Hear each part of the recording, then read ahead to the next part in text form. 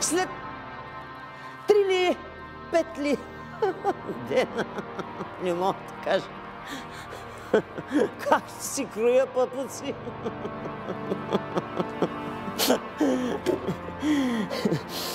Чувам, вдига се врява навънка, викат хамалите, някои плачат. Плачат и влачат нещо в Рогозка. Тогава погледнах към кепенка на Гогоша и видях, че затворени нещо ме клъна под лъжичката. Хамалите оставиха Рогозката пред вратата на Гогоша, отвориха я.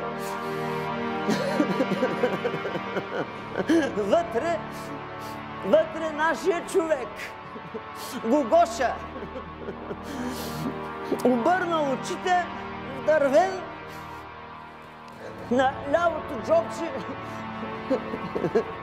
на ситрето му кървава дупка.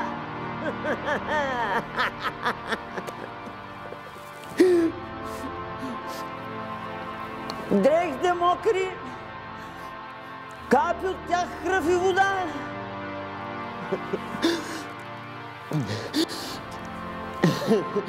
Оления плач.